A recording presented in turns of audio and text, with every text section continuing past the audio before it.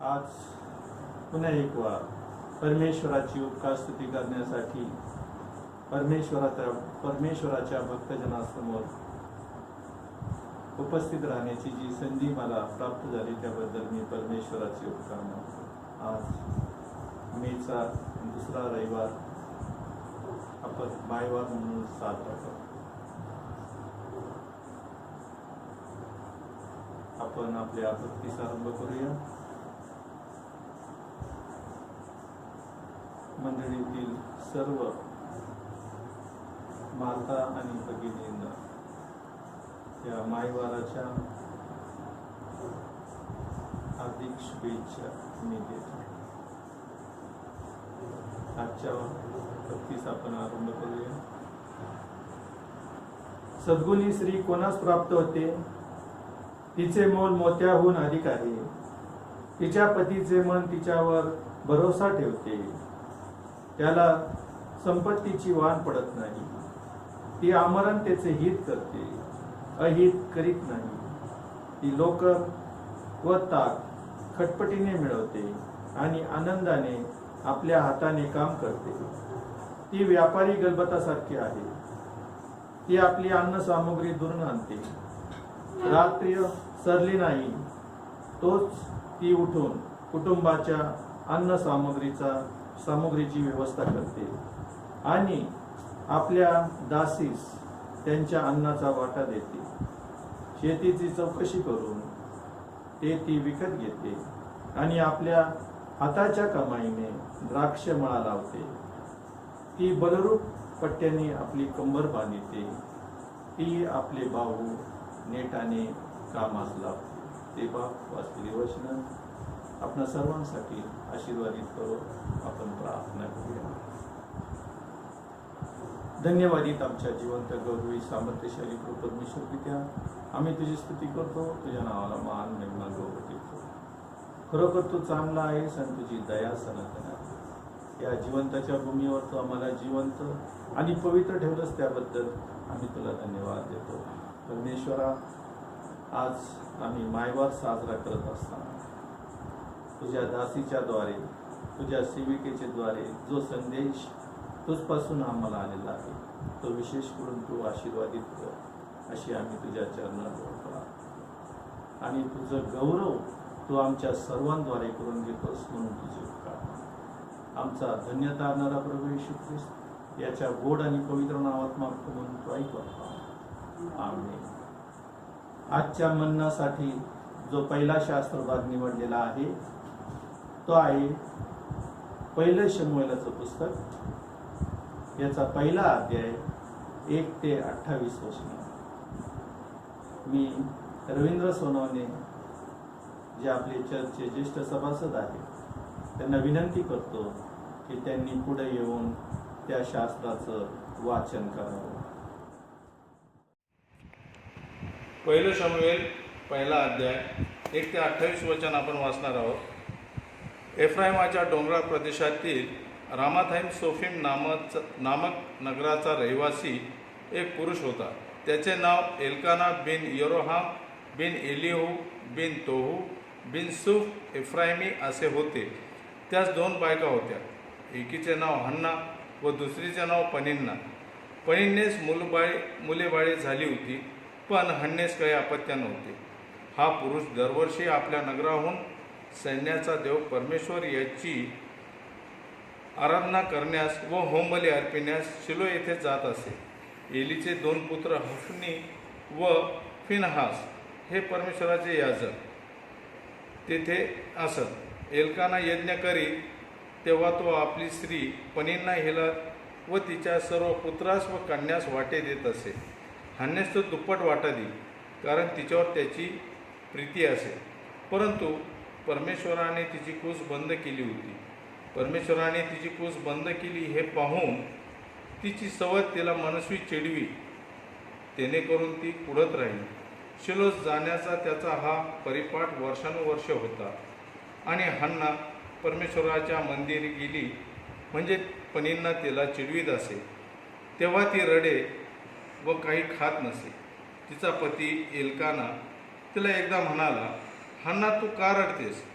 तू अन्नपाणी का वर्जिली? तुझे हृदय खिन्न का? मी तुला 10 पुत्रापेक्षा अधिक नाही काय? शिलो येथे त्याचे खाणेपिणे आटोपल्यावर हन्ना उठून गेली. त्या प्रसंगी परमेश्वर मंदिराच्या द्वाराच्या बाजूस एली याजक आपल्या आसनावर बसला होता. तिचे मन व्यथित झाल्यामुळे ती परमेश्वराची करुणा भाकून ढळाढळा रडली. ती म्हणाली, हे सेनाधीश परमेश्वरा, तू आपल्या ह्या दासीच्या दुःखाकडे खरोखर अवलोकन करशील, माझी आठवण करशील. आपल्या दासीला विसरणार नाहीस. आपल्या दासीला पुत्र संतान देशील तर तो आयुष्यभर परमेश्वराचा व्हावा, एतदर्थ मी त्यास समर्पण करेन. त्याच्या डोक्यावर वस्त्र फिरवणार नाही, असा तिने नवस केला. परमेश्वरापुढे ती अशी करुणा भाकीत असता एली तिच्या मुखाकडे पाहत होता. हन्ना मनातल्या मनात बोलत होती. तिचे ओठ हालत होते, पण तिचा शब्द ऐकू येत नव्हता. म्हणून एलीस वाटले की ही दारूच्या नशेत असावी. एली तिला म्हणाला, तू अशी कोठवर निशेत राहणार? तू ह्या आपल्या द्राक्षरसाच्या निशेतून मुक्त हो. हन्ना त्यास म्हणाली, माझे स्वामी, मी दुःखित हृदयाची स्त्री आहे. मी द्राक्षरसाचे किंवा दारूचे सेवन केलेले नाही. मी परमेश्वरासमोर मन मोकळे करून बोलत होते. मी आपली दासी कोणी अधम स्त्री आहे असे समजू नका. मला चिंता व क्लेश मनस्वी झाल्यामुळे मी एवढा वेळ बोलत होते. तेव्हा एली तिला म्हणाला, तू सुखाने जा. इस्रायलाच्या देवाकडे जे मागणे तू केले आहे ते तो देवो. ती म्हणाली, ह्या आपल्या दासीवर आपली कृपादृष्टी हो. मग त्या स्त्रीने परत जाऊन अन्न सेवन केले व यानंतर तिचा चेहरा उदास राहिला नाही. ती मंडळी अगदी पहाटे उठून परमेश्वराला वंदन करून रामा येथे आपल्या घरी परत गेली. मग एल्कानाने आपल्या स्त्रीस जाणिले आणि परमेश्वराने तिची आठवण केली. या प्रकारे हन्ना गर्भवती झाली व दिवस पुरे होऊन तिला पुत्र झाला. हा परमेश्वराकडे मागितला आहे असे म्हणून तिने त्याचे नाव शमूएल असे ठेविले.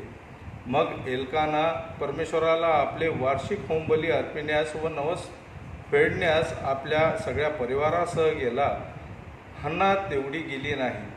ती आपल्या पतीस म्हणाली, बालकाचे दूध तुटेपर्यंत मी थांबते, मग मी त्यास घेऊन जाईन, म्हणजे तो परमेश्वरासमोर हजर होऊन तेथे निरंतर राहील. तिचा नवरा एल्काना तिला म्हणाला, तुला बरे वाटेल तसे कर. तू त्याचे दूध तोडीपर्यंत इथेच राहा. परमेश्वर आपले वचन पुरे करो म्हणजे झाले.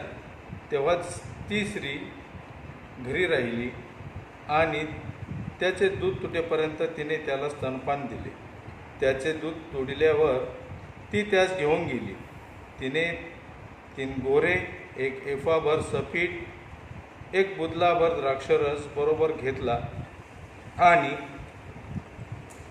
ती शिलो येथे परमेश्वराच्या मंदिरी मुलास घेऊन गेली. तो त्यावेळी केवळ बालक होता. त्यांनी गोराबळी दिला आणि त्या बालकास एलीकडे नेले. तेव्हा हन्ना म्हणाली, माझे स्वामी, आपल्या जीविताची शपथ, माझे स्वामी, जी स्त्री आपल्याजवळ येथे उभी राहून परमेश्वराची प्रार्थना करीत होती ती स्त्री मी आहे. याच बालकासाठी मी प्रार्थना करीत होते. परमेश्वराकडे जे मागणे मी केले ते त्याने मला दिले आहे. तसेच मी या बालकास परमेश्वराच्या स्वाधीन केले आहे. तो परमेश्वरास आमरण दिला आहे. तेव्हा एल्कानाने तेथे परमेश्वराची आराधना केली. देवबाप वाचलेले वचन आशीर्वादित करो. आमेन. आजच्या मननाकरिता जो दुसरा शास्त्र भाग निवडलेला आहे तो जुन्या करारातील रूथ याचा पहिला अध्याय 1 ते 17 वचन. रूथ याचा पहिला अध्याय आणि 1 ते 17 वचन मी संगीता मिसाळ यांना विनंती करतो की त्यांनी पुढे येऊन तो शास्त्रभाग वाचावा. आजच्या मननासाठी जो शास्त्रभाग निवडला आहे तो जुन्या करारातील रूथचे पुस्तक याचा पहिला अध्याय 1 ते 17 ही वचनं. रूथ आणि नामी. शास्त्रांच्या आमदानीत देशात दुष्काळ पडला त्या समयी बेथलहेम यहुदा येथील एक पुरुष आपली स्त्री व 2 पुत्र घेऊन मोआब देशात काही दिवस राहावयास गेली. त्या पुरुषाचे नाव अलिमलेक, त्याच्या स्त्रीचे नाव नामी व त्याच्या 2 पुत्रांची नावे महलोन व किल्लोन अशी होती. ही एफ्राती म्हणजे बेथलहेम यहुदा येथील रहिवासी होती. ती मोआब देशात जाऊन राहिली. पुढे नामीचा पती अलिमलेक हा वारला आणि नामी व तिचे 2 पुत्र मागे राहिले. त्या दोघींनी 2 मोआबी स्त्रिया बायका केल्या. एकीचे नाव अर्पा व दुसरीचे नाव रूथ होते. ती तेथे सुमारे 10 वर्ष राहिली. नंतर महलोन आणि किल्लोन हे दोघे मरण पावले. याप्रमाणे नामी आपले 2 मुलगे व आपला पती यास अंतरली. परमेश्वराने आपल्या लोकांचा समाचार घेऊन त्यास अन्न दिले आहे असे वर्तमान तिला मोआब देशात कळले. तेव्हा त्या देशातून आपल्या 2 सुनांसह परत जाण्यास ती निघाली.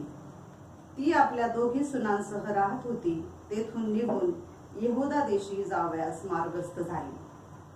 नामी आपल्या 2 सुनास म्हणाली, तुम्ही दोघी आता आपापल्या माहेरी जा.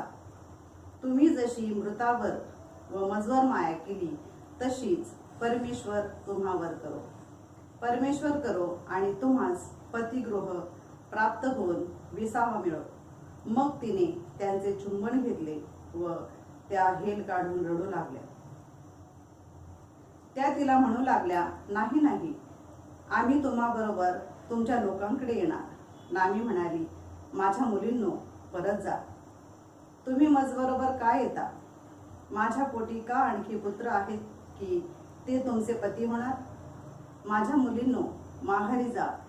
मी आता वृद्ध झाली आहे. नवरा करण्याचे माझे वय नाही. मी म्हटले की मला पती मिळावयाची आशा आहे व आजच रात्री तो मिळाला आणि मला पुत्रही झाले. तरी ते प्रौढ होत तोपर्यंत तुम्ही त्याची वाट पाहाल काय? त्यांच्या अपेक्षेने तुम्ही नवऱ्या वाचून राहाल काय?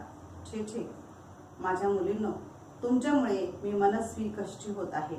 परमेश्वराचा हात मजवर पडला आहे. मग पुन्हा त्या हेल काढून रडू लागल्या. अर्पा हिने आपल्या सासूचा मुका घेतला, पण रूथ तिला बिलगून राहिली. तेव्हा ती म्हणाली, पहा, तुझी जाऊ आपल्या लोकांकडे व आपल्या देवाकडे परत गेली आहे, तर तूही आपल्या जावेच्या मागून जा. रूथ म्हणाली, मला सोडून जा आणि माझ्या मागे न येता परत जा असा मला आग्रह करू नका. तुम्ही जेथे जाल तिथे मी येईन. तुम्ही जेथे राहाल तिथे मी राहीन. तुमचे लोक ते माझे लोक, तुमचा देव तो माझा देव. तुम्ही मराल तेथे मी मरेल व तेथेच माझी मुठमाती होईल. मृत्यूखेरीज करून तुमचा माझा कशानेही वियोग झाला तर परमेश्वर मला तदनुसार पारिपात्य करो किंबहुना अधिक करो. देवबाप वाचलेली वचनं आपणासाठी आशीर्वादित करो. परमेश्वराच्या नावाला मान, सन्मान आणि गौरव युगानुयुग असो. आमेन. आपल्यामध्ये आज संगीता रवींद्र सोनवणे जे आपल्या चर्चच्या सभासद आहेत, ते आज आपल्याला मायवाचा संदेश देणार. त्यांच्याबद्दल बोलायचं झालं तर सध्या ते स्टाफ नर्स म्हणून प्राथमिक आरोग्य केंद्र मेहकरी येथे काम करत आहेत. त्यांची 31 वर्ष सेवा, त्यांच्या सेवेचे 31 वर्ष पूर्ण झालेले आहेत आणि ते अजूनही काम करत आहेत. ते इव्हेंजिकल नर्सेस फेलोशिप ऑफ महाराष्ट्र यांचे ते मेंबर्स आहेत आणि आपल्या यंग मेमोरियल चर्चमध्ये ह्या संस्थेचे त्यांनी 2 ते 3 वेळेस रिट्रीट आयोजन केले होते. ते समाजकार्य आणि देवाच्या वचनाची सेवा करण्यास सदैव तत्पर असतात. मी त्यांना विनंती करतो, सौ संगीता रवींद्र सोनवणे यांनी पुढे येऊन आज मायवारचा संदेश आपल्या मंडळीतील सर्व भक्तगणांना द्यावा. सौ संगीता सोनवणे. धन्यवाद पारसे. सर्वप्रथम मी अहमदनगर पहिली मंडळी आणि आपली कार्यकारिणी यांचं मी मनापासून आभार मानते. मी आपल्या मंडळीचे प्राचार्य यांचे मी आभार मानते की मायवाराचा संदेश देण्यासाठी आपण मला सांगितले, म्हणून मी धन्यवाद करते. सर्वप्रथम सर्व मातांना माझ्याकडून आणि माझ्या कुटुंबियांकडून मायवाराच्या शुभेच्छा. मायवार हा जगभरात साजरा केला जातो. थोडंसं आपण आता सुरुवातीला या मायवाराविषयी माहिती घेऊया, थोडंसं इतिहास बघूया.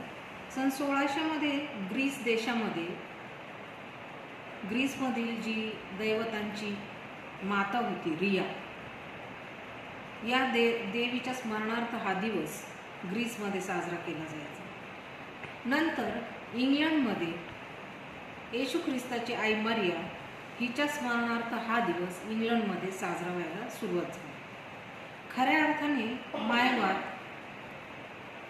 हा ॲना जार्विस नावाची एक सामाजिक स्त्री होती आणि तिने तिची आई जी आहे तिच्या स्मरणार्थ हा दिवस साजरा करण्याचं ठरवलं.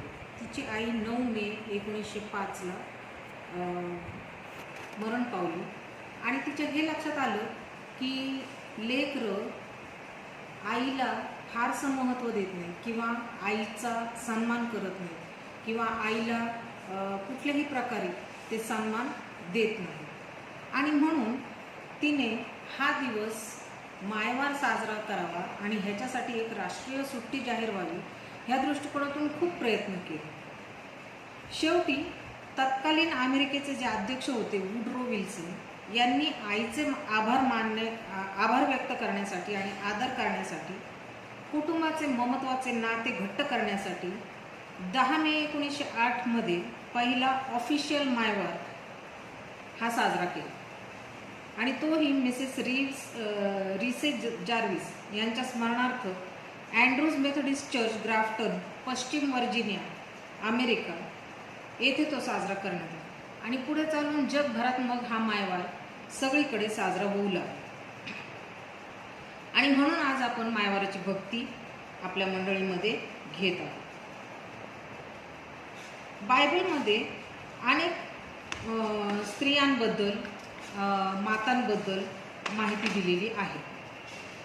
आपण काही मातांच्या आयुष्यक्रमामध्ये थोडंसं बघूया. प्रथम पवित्र शास्त्रातील आपल्याला सर्वांना परिचित असलेली रूथ हिच्या बाबतीमध्ये आपण बघूया. रूथचे सासरे अलीमेलेक आणि तिची सासू नामी त्यांच्या गावामध्ये म्हणजे बेथलेहेममध्ये दुष्काळ पडल्यानंतर ते तिथून मोआब देशात गेले. त्यांच्या 2 मुलांना घेऊन ते मोआब देशामध्ये काही दिवसांसाठी स्थायिक होण्यासाठी गेले. तिथे ते राहिले आणि नंतर अलीमेलेक हा मरण पावला. अलीमेलेक मरण पावल्यानंतर त्याचे जे 2 मुलं होते त्यांनी मोआबी स्त्रियांबरोबर लग्न केले. मोआबी स्त्रियांबरोबर लग्न केलं आणि ते तिथं राहत होते. काही काळानंतर ही मुलंही त्यांची दगावली आणि नामी विधवा झाली, तिच्या सुना विधवा झाल्या. इथं आपल्याला असं दिसतं 3 स्त्रिया आहेत आणि तिघी पण ह्या विधवा आहेत. आता त्या काळामध्ये इस्रायलमध्ये अशी प्रथा होती की जर घरामध्ये विधवा जर झाली तर त्या घराण्यातला जो कोणी पुरुष असेल त्याच्यासोबत ह्या विधवेचं लग्न ते करून देत असत आणि त्यांचा वंश ते चालवत असत. परंतु ह्यांनी त्यांचं गाव सोडल्यामुळं आता त्यांच्याबरोबर कुणीच नव्हतं आणि नामी ही वयस्कर झाली होती, त्यामुळं तिला मूलबाळ होण्याचा काही प्रश्नच नव्हता. आणि ह्या सुना ज्या आहेत तिच्या त्या मोआबी होत्या, त्यामुळं जरी समजा तिच्या फॅमिलीमध्ये तसं कुणी असतंच, तर मवाबी असल्यामुळं त्यांच्याबरोबर कुणी लग्न केलं नसतं. कारण अलिमलेक आणि नामी हे यहुदी होते आणि यहुदी आणि मवाबी लोकांमध्ये शत्रुत्व होतं. त्यामुळं त्यांनी ह्या सुनांना ॲक्सेप्ट केलं नसतं. म्हणून नामी असा विचार करते की मी माझ्या सुनांना त्यांच्या माहेरी पाठवून देईन. आणि मग ती म्हणते, बायांनो, आता मी तर विधवा झाले, मी तर म्हातारी झाले आणि मला तर काही आता मुलं बाळं होणार नाहीत की ज्यांच्याबरोबर तुमचं मी लग्न लावून देईन, किंवा मला दुसरे कुठले लेकरं नाहीत की ज्यांच्याबरोबर मी तुमचं लग्न लावून देऊ शकते, किंवा माझं वय पण तसं नाही की अजून आता मला पुन्हा मूलबाळ होईल आणि त्यांची तुम्ही वाट पाहून त्यांच्याबरोबर लग्न करा. म्हणून ती त्यांना म्हणते, तुम्ही माहेरी जा, जेणेकरून तुम्हाला तिकडं जाऊन लग्न करता येईल. खूप वेळा ती त्यांना विनवते, त्या तयार होत नाही. शेवटी अर्पा नावाची जी सून आहे ती तयार होते. गळा भेटी होतात त्यांच्या, चुंबनं घेतात एकमेकांची आणि अर्पा निघून जाते. पण रूप तिच्या सासूला म्हणते, तुम्ही मला माहेरी जाण्यासाठी अजिबात जबरदस्ती करू नका, कारण मला तुमच्यासोबत यायचं. माहीत नाही असं का होतं, परंतु बहुतेक ती प्रार्थनेत असावी आणि म्हणून ती आध्यात्मिक निश्चय करते. ती नामीला म्हणते, मी तुमच्याबरोबर येणार, तुम्ही जाल तिथे मी तुमच्यासोबत येणार. तुमचे लोक ते माझे लोक, तुमचा देव तो माझा देव. तुम्ही जिथे राहाल तिथं मी राहील, तुम्ही मराल तिथे मी मरेल. अशी तयारी ती दर्शवते. वास्तविक पाहता तिला लग्न करायची चॉईस आहे. ती माहेरी जाऊ शकत होती आणि ती जाऊन तिचं लाईफ चांगलं करू शकत होती. एक विधवा म्हणून शेवटपर्यंत जगणं हे काही योग्य नव्हतं. आजच्या मितीला जर असा चॉईस एखाद्या मुलीला दिला गेला तर ती एका पायावर तयार होईल आणि माहेरी निघून जाईल. परंतु रुथेने आध्यात्मिक निश्चय केला. आध्यात्मिक निश्चय कसा म्हणता येईल ह्याला? ती म्हणाली, तुमचा देव तो माझा देव. रुथ ही मावाबी होती, त्यामुळे त्यांचं दैवत वेगळं होतं. परंतु ती सासूला म्हणते, तुमचा देव तो माझा देव. कदाचित तिला विश्वास असेल की नामीचा देव आमची काळजी घेईल. आणि म्हणून शेवटी नामी आणि रूथ पुन्हा बेथलेहेमकडं जातात. जेव्हा त्या बेथलेहेममध्ये जातात, मग आता उदरनिर्वाहाचं त्यांना तर दुसरं साधन काही नसतं, म्हणून मग त्या शेतामध्ये काम करायला लागतात. शेतामध्ये काम करत असताना रूथ आपली बिचारी म्हातारी सासू आहे, तिची काळजी घेत होती. सारवा वेचायला ती जात होती आणि असं करत असताना ती तिचं काम अगदी सिन्सिअरली करत होती. तिचं लक्ष इकडं तिकडं कुठंही जात नव्हतं. आणि तो शेताचा जो मालक आहे तो त्यांचा नातेवाईकच होता. तो अतिशय श्रीमंत होता, वयाने मोठा होता, परंतु अतिशय श्रीमंत होता. आणि त्याचं लक्ष हे रूथकडे जातं. तो पाहतो की ही मुलगी खूप सिन्सिअरली काम करते, ही इकडं तिकडं बघत नाही, आणि तो तिची माहिती त्या मुकादमांकडून मिळवण्याचा प्रयत्न करतो. मग त्या मुकादमाने सांगितलं असेल की हे तुमचेच नातेवाईक आहेत, नामीची ही सून आहे, नामीने ह्यांना चॉईस दिला होता की तुम्ही जा म्हणून तुमच्या माहेरी, पण ही गेली नाही. तिच्या सासूबरोबर ती इकडे आली आणि सासूची ती सेवा करते आणि इथून रोज ती सर्वा घेऊन जाते. ह्या आध्यात्मिक निश्चयामुळे हा जो त्यांचा नातेवाईक होता, ज्याचं नाव बवाज होतं, त्याची कृपादृष्टी तिच्यावरती झाली. ही परमेश्वराची योजना होती. आणि मग तो काय करतो, तिला पाहतो आणि त्या मुकदमाला सांगतो की हिला तुम्ही कशाच्याही बाबतीमध्ये हटकू नका. तिला जेवढा सर्वा न्यायचा तेवढा नेऊ द्या. तुमचे पाणी पिण्याचे जे मडके आहेत त्याच्यातून तिला पाणी पिऊ द्या. उलट तिला जास्तीचा तुम्ही वाटा द्या. ही परमेश्वराची योजना होती. आणि मग शेवटी जसं जसं आपण पुढं वाचतो, आता मी जास्त डिटेलमध्ये जात नाही, शेवटी बवाज तिच्याशी लग्न होतं. आणि बवाज एकदमही लग्न करत नाही. त्यांच्या घरामध्ये आणखीन एक नातेवाईक असतो ज्याला तो म्हणतो की हे आपल्या रक्तातले आहेत आणि ह्या मुलीवर तुझा अधिकार आहे. जर तिची जमीन तू घेतलीस नामीकडून तर ही जी तिची सून आहे ती सुद्धा तुझी होईल. तर तुला जर ही घ्यायची असेल तर घे, अन्यथा मला सांग. आणि तो नातेवाईक म्हणतो नाही, मी तिला घेणार नाही आणि मला ती जमीनही नको, हे तुलाच राहू दे. आणि मग जे पंच जमा झालेले असतात त्यांना बवाज बांधतो, तुमच्या साक्षीने मी ही जमीन विकत घेतो आणि त्याबरोबर नामीची सूनही तिच्याबरोबर मी लग्न करायला तयार आहे. आणि मग तो रुथेबरोबर लग्न करतो आणि रुथेला मग देवबाप कृपा पावतो तिच्यावर, कारण तिने आध्यात्मिक निवड केलेली असते, तिने देवाची निवड केलेली असते. ती तिच्या सासूला काय म्हणते, तुमचा देव तो माझा देव. त्या देवाचा तिने स्वीकार केल्यामुळे, त्या देवाची तिच्यावर कृपादृष्टी झाल्यामुळे ती जेव्हा गर्भवती होते तर तिला मुलगा होतो आणि त्या मुलाचं नाव ते ओबेद ठेवतात आणि ओबेदला इशाय होतो, इशायला दावीद होतो आणि मग आपण जी पुढं वंशावळी वाचतो ती येशू ख्रिस्तापर्यंत, म्हणजे येशू ख्रिस्ताच्या वंशावळीमध्ये तिला सामील केलेलं आहे परमेश्वराने. बघा, जर त्यावेळेस ती आरपासारखा निर्णय घेऊन तिच्या माहेर निघून गेली असती तर येशू ख्रिस्ताच्या वंशावळीला ती कारणीभूत झाली असती का? बऱ्याच वेळेला आपल्याही आयुष्यामध्ये असे काही प्रसंग येतात की आपल्याला असे काही निर्णय घ्यायची वेळ येते, परंतु आपल्याला त्या परिस्थितीमध्ये काही सुचत नाही आणि आपण देवाजवळ जाण्याऐवजी आपण 10 लोकांना सांगून मग आपण ठरवतो की आपण काय निर्णय घ्यायचा.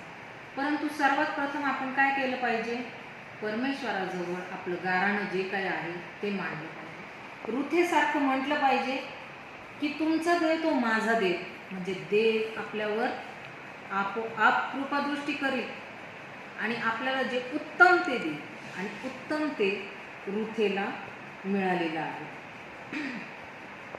आणि पुढे आपण पाहतो की आरपाला सुद्धा काही मूलबाळ झालं नाही, म्हणजे रूथ लेकरा बाळांसहित आशीर्वादित झाली. दुसरा जो शास्त्रभाग आपण वाचलेला आहे तो आहे पहिले शमूएल आणि पहिला अध्याय. ही पण गोष्ट आपण लहानपणापासून ऐकलेली आहे, शमूएलाची गोष्ट. संडे स्कूलमध्ये नेहमीच आपल्याला शमूएल बाळाची गोष्ट सांगितलेली जाते. आता एल्काना नावाचा जो पुरुष होता त्याला 2 बायका होत्या. एकीचं नाव हन्ना होतं आणि दुसरीचं नाव पनिन्ना होतं. पनिन्नाला लेकरं बाळ होते, हन्नाला अजिबात लेकरं बाळ नव्हते. आणि एल्काना हा फार धार्मिक पुरुष आहे असं आपल्याला त्या अध्यायामध्ये दिसतं, कारण दरवर्षी तो त्याच्या कुटुंबासमवेत परमेश्वराची आराधना करायला आणि होम बली अर्पायला शिलो नावाच्या ठिकाणी जात असे. आणि तिथं यज्ञ केल्यानंतर पनिन्नाला तो आणि तिच्या लेकरांना वाटा देईल. ह्याच पुस्तकामध्ये पहिल्या अध्यायाच्या 5व्या वचनामध्ये असं सांगितलेलं आहे की तो हन्नाला जास्त वाटा दे, दुप्पट वाटा दे. का? तर त्याचं हन्नावरती प्रेम होतं आणि म्हणून तो तिला जास्त दे.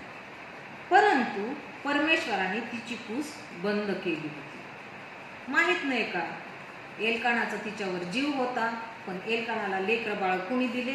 पनिन्नाने. आणि हन्नाला मात्र मूलबाळ नव्हतं. आणि जेव्हा केव्हा हे लोक आराधना करण्यासाठी तिथं शिलोला जात होते, ही पनिन्ना ह्या हन्नाला खूप खिजवायची, खूप चिडवायची, चिरडीस आणायची. हन्ना त्यावेळेस खूप रडायची. तिच्यासाठी हा प्रसंग किती कष्टाचा असेल की मला मूलबाळ नाही, जरी माझ्या नवऱ्याचं माझ्यावर प्रेम आहे. आणि पनिन्ना तिला चिडवीत असेल, बघ नवऱ्याचा तुझ्यावर जीव आहे तरी पण तिला नवऱ्याला जे पाहिजे ते मीच दिलं, लेकरं बाळ मीच दिलं, तू काय देऊ शकली नाही त्याला. वर्षानुवर्ष हे चालू होतं. वर्षानुवर्ष हन्ना गर्भवती होण्यासाठी प्रयत्न करत होती. वर्षानुवर्ष हन्ना प्रार्थना करायला गेल्यानंतर देवाजवळ मूल मागत होती, परंतु परमेश्वराने तिचं तोपर्यंत ऐकलं नव्हतं. मग एके वर्षी असेच जेव्हा ते प्रार्थना करायला जातात तेव्हा हन्ना रडून रडून रडून खूप रडून प्रार्थना करते, अन्न पाणी सोडून देते आणि देवाला म्हणते, देवाशी ती करार करते रडून, तू मला मूल दे आणि ते मूल मी तुझ्या सेवेसाठी देऊन टाकेन. बघा, ज्या स्त्रीला अजिबात मूल बाळ नाही, वर्षानुवर्ष गर्भवती राहण्यासाठी जी प्रयत्न करते, वर्षानुवर्ष जी प्रार्थना करते की तिला मूल मिळावं, ती देवाशी एक डील करते, एक करार करते, मला तू मूल दे आणि मी ते मूल तुला परत देईन. कुठली तरी आई नवस केल्यानंतर असा करार करील का? त्या लेकराला ती जीवापाड सांभाळेल, परंतु नाही. आपण पाहतो की ती देवाशी असा करार करते आणि असा करार केल्यानंतर परमेश्वराला ती सांगते की तू माझी आठवण कर. तिथं जेव्हा ती नवस बोलते तेव्हा ती म्हणते तू माझी आठवण कर. आणि जेव्हा परमेश्वर तिचा प्रार्थना ऐकतो आणि तिची आठवण करतो, परमेश्वर किती आठवण करतो? पहिले पहा, पहिले शमूएल 2:21 मध्ये असं म्हटलेलं आहे, आणि परमेश्वराने हन्नेवर अनुग्रह केला व ती गर्भवती होऊन तिला 3 पुत्र आणि 2 कन्या झाल्या. 5 लेकरं दिले देवबापाने तिला. तिने 1 मुलगा मागितला होता, पण देवबापाने तिला 5 लेकरं दिली. म्हणून जेव्हा आपण परमेश्वराला मागतो तेव्हा परमेश्वर आम्हाला बुद्धी सामर्थ्याच्या पलीकडे देत असतो, ओतप्रोत करत असतो. ह्याच पहिल्या अध्यायामध्ये 27 आणि 28 वचनामध्ये असं म्हटलेलं आहे, तिने ते बालक परमेश्वराच्या स्वाधीन केले, तो परमेश्वरास आमरण दिला. बघा, दूध तुटल्याबरोबर तिने काय केलं? तिने जे देवाबरोबर करार केला होता, जो डील केला होता, ती विसरली नाही. बऱ्याच वेळेला आपण जगिक लोक देवाशी अशी डील खूप करतो. देवा तू माझं हे कर, मी तुला हे करीन. देवा तू माझं ते कर, मी तुला ते करीन. परंतु जेव्हा आपल्याला जी प्रार्थना केली आणि ती गोष्ट आपल्याला प्राप्त होते, आपण देवाला नवस फेडायचं विसरून जातो. हे होता कामा नये. तिने हा डील केला, ती विसरली नाही. तिने जेव्हा दूध तुटलं, दूध आटलं, तेव्हा तिने हे लेकरू तिथल्या याजकाजवळ नेऊन सोडून दिलं. हे पहा, एकुलता एक मुलगा होता तिचा त्या काळात. तो लेकर बाकीचे नंतर झाले असतील तिला, परंतु ह्या लेकराचं संगोपन ती करू शकत होती. त्याला मोठं केल्यानंतरही ती त्याला त्याचं नजीर बनवू शकत होती. परंतु तिने दूध तुटल्याबरोबर त्या लेकराला तिथं त्या मंदिरामध्ये नेऊन सोडण्याचा तिचा काहीतरी हेतू असणार आहे. काय हेतू असेल बरं तिचा? निश्चित तिचा हेतू हा असेल की माझ्या लेकरावरती मंदिरामध्ये येणाऱ्या लोकांचे संस्कार व्हावे. जर घरी राहिले तर काय होईल? जगिक लोकांचा संस्कार त्याच्यावरती होते. तिची दूरदृष्टी बघा. तिथं नेऊन सोडण्याचा उद्देश हा होता की त्याच्यावरती याजकाचे संस्कार व्हावेत, परमेश्वराचे संस्कार व्हावेत, येणाऱ्या जाणारे तिथं चर्चमधले जे लोक आहेत त्यांचे संस्कार व्हावेत. आज आपण आपल्या लेकरांवर कुणाचे संस्कार करतो? कुणाच्या संस्कारांमध्ये आपण आपल्या लेकरांना सोडतो? दिवसभर आईबाप कामाला जातात, कामवाल्या लेकरं सांभाळतात, त्या कशा सांभाळतात? मारहाण करतात, काही शिकवतात का लेकरांना? टी व्ही लावून बसतात, गेम्स खेळत बसतात. आज हे संस्कार आहेत आपल्या लेकरांवरती. पण हन्नाने देवाच्या लोकांचे संस्कार तिच्या लेकरांवरती व्हावे हा निर्णय घेतला. आम्ही आमच्या लेकरांना संडे स्कूलला पाठवतो का? आम्ही आमच्या लेकरांना चर्चला घेऊन जातो? आम्ही आमच्या लेकरांना यूथमध्ये पार्टिसिपेट करायला घेऊन जातो का? फार महत्त्वाची गोष्ट आहे. लहानपणी जर ही सवय लावली तर मोठ्यापणे ते चर्चला जाते. लहानपणी जर आपण त्यांना ही सवय नाही लावली तर ते मोठ्यापणे चर्चला जाणार नाही. पुढचं आणखीन एक उदाहरण असं आहे, एलिया आणि सराफत येथील विधवा. मी जास्त त्याच्या डिटेलमध्ये जाणार नाही. आपल्याला सगळ्यांना माहिती आहे सराफत इथली परिस्थिती अशी होती की तिथं दुष्काळ पडला होता आणि देवाने एलियाला तिकडं पाठवलेलं असतं आणि तो म्हणतो तिथं दुष्काळ आहे. देव म्हणतो तू काळजी करू नको, मी तुझी सगळी सोय केलेली आहे खाण्यापिण्याची. आणि जेव्हा तो जातो त्यावेळेस त्याला परमेश्वराने सांगितल्याप्रमाणे एक विधवा भेटते आणि ती विधवा काटक्या गोळा करत असते आणि तो म्हणतो मला थोडंसं पाणी आण प्यायला. आणि जेव्हा ती पाणी आणायला निघते तेव्हा तो म्हणतो येताना मला थोडीशी भाकरही घेऊन ये. तेव्हा ती फिरून त्याला म्हणते तुमचा देव परमेश्वर याच्या जीविताची शपथ, माझ्याजवळ भाकर मुळीच नाही, मडक्यात मूठभर पीठ आणि कुपीत थोडेसे तेल एवढे मात्र आहे. मी 2 काटक्या जमा करीत आहे. मग मी घरी जाऊन मजसाठी व आपल्या मुलासाठी ते तयार करीन, ते आम्ही खाऊ आणि मग मरू. म्हणजे तिचं ते शेवटचं भोजन होतं आणि ती त्याला स्पष्ट सांगते की एवढी भाकर आम्ही खाल्ली तर त्याच्यानंतर आमच्यासाठी भाकर नाही, तेल नाही, काहीच नाही आहे आणि आम्ही मरून जाऊ. पण इथं एलिया तिला म्हणतो, भिवू नको, मी सांगतो तसं कर. पहिल्यांदा जाऊन माझ्यासाठी भाकर टाकून आण आणि परत जा आणि मग तुझ्या मुलासाठी आणि तुझ्यासाठी तू जेवण बनव. आता सर्वात महत्त्वाची गोष्ट इथं ही आहे आज्ञापालनाची. इस्रायलाचा देव परमेश्वर म्हणतो, पृथ्वीवर पर्जन्यवृष्टी करील त्या दिवसापर्यंत तुझे पिठाचे मडके रिकामे होणार नाही आणि तेलाची कुपी आटणार नाही. हे देवबापाचं प्रॉमिस आहे. हे प्रॉमिस त्या विधवेलाच नव्हतं, हे प्रॉमिस आज आम्हाला सुद्धा आहे. आणि तिने जाऊन एलियाने सांगितल्याप्रमाणे केले. तो ती व तिचे कुटुंब यांचा त्यावर पुष्कळ दिवस निर्वाह झाला. आता बघा, सुरुवातीला आपल्याला ह्याच्यामध्ये असं दिसतं की फक्त तिचा मुलगा आणि ती होती, पण इथं शब्द वापरलाय ती आणि तिचे कुटुंब ह्याच्यावरती खूप दिवस जेवले. म्हणजे तिचे इतर नातेवाईक सुद्धा तिच्याकडे आले असतील का, तर हिच्याकडं बाहेर दुष्काळ आहे, पण हिची काय म्हणतात त्याला, पीठ जे आहे ते संपत नाही, तेलाची कुपी जी आहे ती आटत नाही, ही आशीर्वादित आहे. आणि म्हणून जोपर्यंत तिथं पाऊस झाला नाही, जोपर्यंत तिथं दुष्काळ नाहीसा झाला नाही, तोपर्यंत परमेश्वराने त्या कुटुंबाला खाऊन पिऊन सुखी ठेवले. आणि आजही परमेश्वर आम्हाला तेच सांगतो आहे. आम्ही जर आमच्या प्रायोरिटीज परमेश्वराला दिल्या, आमच्या जीवनाचा प्राधान्यक्रम आम्ही पूर्णपणे देवाच्या हाती सोपवला, तर तो आम्हाला कुठल्याही गोष्टीची कमतरता पडू देणार नाही. शेवटपर्यंत तो आम्हाला सांभाळेल. शेवटपर्यंत आम्हाला तो काय करेल, आम्हाला जे हवं ते देईल. बऱ्याच वेळेला लोकांवरती संकट येतात आणि मग ते काय करतात माहिती आहे का, पाळक, ब्रदर, पास्टर ह्यांच्याकडे प्रार्थनेला जातात.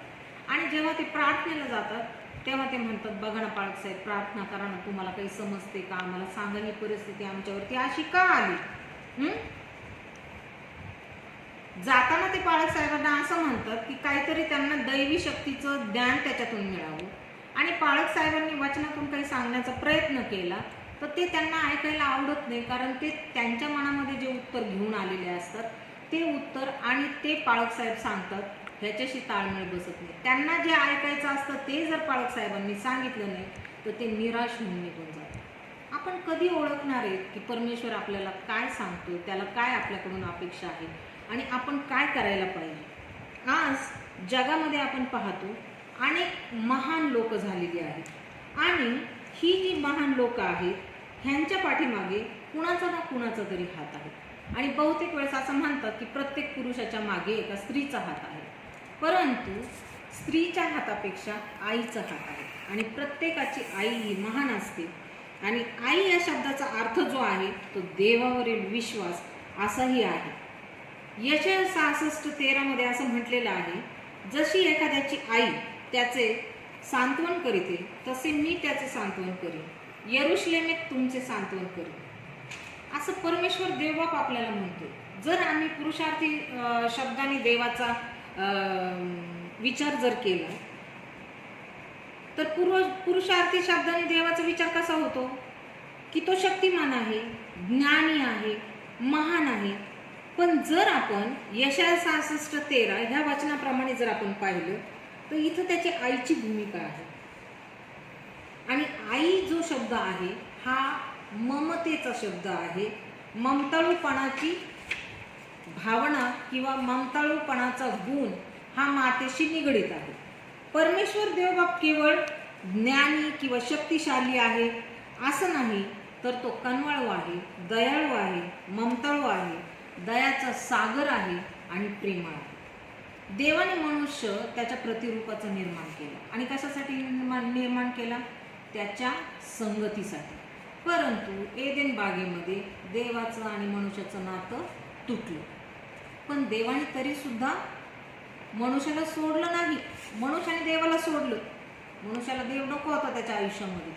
परंतु देवाला मनुष्य त्याच्या आयुष्यामध्ये हवा होता आणि त्याची संगती नीट करण्यासाठी त्याने आपल्यासाठी त्याचा एकुलता एक पुत्र दिला। योहान 3:16 मध्ये असं म्हटलेलं आहे, देवाने जगावर एवढी प्रीती केली की त्याने आपला एकुलता एक पुत्र दिला, अशासाठी की जो कोणी त्याचवर विश्वास ठेवितो त्याचा नाश होऊ नये तर त्याला सार्वकालिक जीवन प्राप्त व्हावे। जे मनुष्याचे नाते एदेन बागेमध्ये तुटले होते ते देवाने त्याचा एकुलता एक पुत्र देऊन ते नातं पुन्हा नीट केलं। येशू ख्रिस्तामुळं आपल्याला पुन्हा परमेश्वराची संगती लाभलेली आहे। आता इथेच पहा ना, आजच्या परिस्थितीमध्ये ह्या लॉकडाऊनमध्ये काही दिवसापूर्वी टीव्हीवरती एक बातमी आली होती। एक अपंग स्त्री आपल्या एकुलत्या एका मुलाला भेटण्यासाठी आणि घरी घेऊन येण्यासाठी 1400 किलोमीटर तिच्या स्वतःच्या 2 व्हीलरवरती जाऊन तिने त्या मुलाला घेऊन आली। अपंग स्त्री, अनेक अडचणी आल्या असतील तिला रस्त्यामध्ये, पेट्रोल संपलं असेल, गाडी पंक्चर झाली असेल, ऊन लागत असेल, तहान लागत असेल, पण तरी सुद्धा ह्या सर्व गोष्टींवरती मात करून ती तिच्या मुलापर्यंत पोहोचली आणि त्याला घरी घेऊन आली। हिरकणीची गोष्ट आपल्याला सर्वांना माहीतच आहे। अगदी डोंगरावरून उडी मारून ती खाली बाळासाठी गेली जेव्हा तिला तिच्या बाळाची आठवण आली। तसंच परमेश्वर आमची माता आहे। तो आमचा शक्तिशाली आणि महान प्रेमळ देव जरी असला पण तो आमचा नाश होऊ नये म्हणून त्याने त्याचा एकुलता एक पुत्र दिला। कुठलीही आई आपल्या मुलासाठी त्याग करेल, बरोबर आहे, त्याला काही लागू नये वगैरे वगैरे म्हणून ती त्याच्यासाठी वाटेल ते करेल। एक उदाहरण सांगते, एकदा एका युद्धामध्ये एक शिपाई जो आहे तो खूप जखमी झाला आणि त्याला दवाखान्यामध्ये नेण्यात आलं। दवाखान्यात नेल्यानंतर त्याच्यावर उपचार चालू असताना जीवन मरणाशी तो झुंज देत होता। जीवन मरणाशी ज्यावेळेस तो झुंज देत होता त्यावेळेस त्याच्या आईला कळाले आणि ती आई त्याला भेटायला गेली। ती त्याला भेटायला गेली तर डॉक्टरांनी काही तिला लगेच आतमध्ये सोडलं नाही, कारण डॉक्टरांना असं वाटलं आईला पाहून हा एक्साइट होईल आणि तो त्याच्या जीवासाठी त्रासदायक ठरेल ती भेट, म्हणून तो आईला म्हणतो तू थांब थोड्या वेळ। आणि जेव्हा मुलगा झोपतो तेव्हा तो डॉक्टर आईला म्हणतो की आता तू तुझ्या मुलाला पाहू शकते। आई ज्यावेळेस त्या मुलाच्या खाटेजवळ जाते, नाही राहून ती तिच्या लेकराच्या कपाळावर हात ठेवते। आईच ती किती केलं तरी, आणि हात ठेवल्याबरोबर मुलाला तिचा स्पर्श कळतो आणि हा स्पर्श जो आहे तो आईच्या हाताचा स्पर्श। असा स्पर्श परमेश्वर आम्हाला करू इच्छितो। परमेश्वर आम्हाला स्पर्श करून आमचं सर्व दुःख घालवण्याची त्याची तयारी आहे, परंतु त्याच्या जवळ आम्ही जायला पाहिजे। आपण पाहतो बायबलमध्ये एक उदाहरण आपल्याला दिलेलं आहे रक्तस्रावी स्त्रीचं। तिच्या मनामध्ये इतका विश्वास असतो, ती म्हणते मी ह्या येशू ख्रिस्ताच्या झग्याच्या नुसत्या गोंड्याला जरी हात लावला तरी मला आरोग्य प्राप्त होणार आहे, आणि म्हणून ती गर्दीतून वाट काढत काढत येशू ख्रिस्तापर्यंत पोहोचते आणि त्या गोंड्याला ती हात लावते। आणि तिच्या मनामध्ये जसं तिला वाटतं की मी बरी होईल तशीच ती बरी होते। आणि ती बरी होत असताना येशूच्या शरीरातून शक्ती जाताना त्याला जाणवते आणि त्याला हेही कळतं की त्याला कुणी शिवलेलं आहे आणि त्या स्त्रीची बरी होण्याची किती उत्कट इच्छा होती, आणि म्हणून तो तिला म्हणतो की तुझ्या विश्वासाने तू बरी झालीस, शांतीने जा। त्याचा स्पर्श आम्हाला आरामदायी आहे, त्याचा स्पर्श आम्हाला शक्ती देणार आहे। येशूचा स्पर्श आमचं विखुरलेलं जे जीवन आहे ते नीट करण्यासाठी आम्हाला तो मदत करतो। रोम 5:8 मध्ये असं म्हटलेलं आहे, आपण पापी असतानाच ख्रिस्त आमच्यासाठी मरण पावला। बघा, आपल्याला माहीत सुद्धा नव्हतं, पण देवाने जगाच्या स्थापनेपूर्वी ही योजना आमच्यासाठी करून ठेवली होती की लोक पाप करणार आहेत आणि त्यांच्यासाठी मी माझा एकुलता एक पुत्र देईल आणि मी ह्या लोकांना त्या पापातून मुक्त करील। तारणाची योजना त्यांनी आपल्यासाठी त्याच्या एकुलत्या एका पुत्रातून केली होती। आई आपल्या मुलासाठी वाटेल ते करेल। एकदा एक मुलगा असाच खेळत खेळत रेल्वेच्या रुळापर्यंत जातो आणि रेल्वेच्या रुळावर जेव्हा जायला निघतो तो तिकडून ट्रेन येते आणि आईचं लक्ष जातं. आई धावत जाऊन त्या मुलाला वाचवते. त्या मुलाला वाचवते आणि ती स्वतः त्याच्यामध्ये दगावते. त्या मुलाला फक्त थोडीशी खर्च करते. कुठली आई आपल्या मुलासाठी हे करेल, परंतु परमेश्वराने त्याचा एकुलता एक मुलगा आमच्यासाठी वधस्तंभी दिला. हा सगळ्यात मोठा प्रूफ आहे की आम्ही पापी असतानाच येशू ख्रिस्त आमच्यासाठी मरण पावला. हे देवाच्या प्रीतीचं आमच्यासाठी खूप मोठं प्रमाण आहे. आज मी आपणा सर्वांना परमेश्वराच्या चरणाजवळ येण्यासाठी आमंत्रित करते. आपण त्याच्याजवळ जाऊ. तो धुवून आम्हाला शुद्ध करील. तो आपल्याला आपल्या पापापासून मुक्त करणारा देव आहे. तो आपला सगळ्या अपराध विसरून टाकील आणि आपल्या सर्व अपराधांवर पांघरून घालून आपल्याला तो क्षमा करील. आपल्याला तो नवीन जीवन देईल. आपण फक्त पश्चाताप करणं गरजेचं आहे, एवढंच त्याची इच्छा आहे. आणि त्याच्या कुठल्याही लेकराचा नाश होऊ नये असं त्याला वाटतं. आज या मायवाराच्या दिवशी पुन्हा एक वार मी आपल्याला हीच विनंती करेन की आपण आपलं जे काही गारण आहे, आपल्या ज्या काही अडचणी आहेत, आपला जो काही प्रॉब्लेम आहे, आपल्या लेकरांच्या ज्या काही अडचणी आहेत, त्यांच्या डोक्यावर हात ठेवून परमेश्वराजवळ मागा आणि तो आपल्याला दिल्याशिवाय राहणार नाही. धन्यवाद. पुन्हा एक वार मायवाराच्या सर्वांना शुभेच्छा. आज संगीता रवींद्र सोनवणे यांनी मायवारचा अतिशय उत्तम असा संदेश आपणाला दिलेला आहे. त्यांनी आपल्या वचनातून बोध करत असताना आई म्हणजे देवावरील विश्वास अशा पद्धतीने त्यांनी आईची व्याख्या केलेली आहे. आणि प्रत्येक यशस्वी पुरुषाच्या मागे एका स्त्रीचा हात असतो. ती स्त्री म्हणजे त्याची आई. उत्तम असं हे उदाहरण आहे. त्यांनी यशाचं पुस्तक 66 अध्याय आणि 13 वचनामध्ये सुद्धा सांगितलं की ज्यावेळेस परमेश्वर आमचं सांत्वन करतो त्यावेळेस तो आमच्या आईच्या प्रमाणे सांत्वन करतो. कारण आमचा देव जो आहे तो दयाळू आहे, कन्वळू आहे आणि दयेचं सागर आहे आणि ममतेच्या हृदयाची साठवण त्याच्या ठाई आहे. अशा पद्धतीने उत्तम असं मार्गदर्शन त्यांनी आज मंडळीला केलेलं आहे. नारायण वामन टिळक सुद्धा म्हणतात की ख्रिस्त गुरु माऊली ग माय माझी, ख्रिस्त गुरु माऊली. ते आपल्या या गीतामध्ये म्हणतात तो अविनाशी अशी ती सावली आहे आणि मला तारावयास ती स्वर्गातून धावली. मज पापास्तव ती वधस्तंभावर मरणासाठी सरसावली. अशा पद्धतीने नारायण वामन टिळक ख्रिस्त गुरु माऊलीबद्दल आपलं मत व्यक्त करतात. आपण प्रार्थना करूया. धन्यवादित आमच्या जिवंत गौरवी सामर्थ्यशाली कृपा परमेश्वर पित्या, आम्ही तुझी स्तुती करतो. तुझ्या नावाला मान महिमा गौरवी परमेश्वरा. आज या मायवारच्या दिवशी आमची चर्चचे सभासद संगीता सोनवणे यांनी तुझ्या वचनातून उत्तम मार्गदर्शनात मंडळीला केलं असताना परमेश्वरा त्या वचनाप्रमाणे आम्ही आमचं जीवन अनुक्रमण करून परमेश्वरा त्याप्रमाणे चालण्यासाठी तो आपलं सहाय्य कर. जशी हन्नीने प्रार्थना केली आणि तिने तिचं मूल याजकाला समर्पित केलं, जशी रुत म्हटली तुमचा देव तो माझा देव. आणि आम्ही पाहतो की तिच्या वंशात बवाजाला ईशया झाला, ईशयाला दावीद झाला आणि दाविदाच्या वंशात येशू ख्रिस्त जन्माला आला. आम्ही तुला धन्यवाद देतो परमेश्वरा. त्या पद्धतीने आम्ही आमचं जीवनक्रम गाजवावं, आमचं जीवनक्रम आम्ही चालवावं, त्यासाठी तो आम्हाला सहाय्य कर. त्यांनी कमिटमेंट केली की तुमचा देव तो माझा देव. आज आम्ही मंडळीमध्ये सुद्धा हीच प्रार्थना करतो की तू आमचा देव आहेस. हो दे परमेश्वरा, या उत्तम संदेशाद्वारे तू आम्हाला आशीर्वाद दे.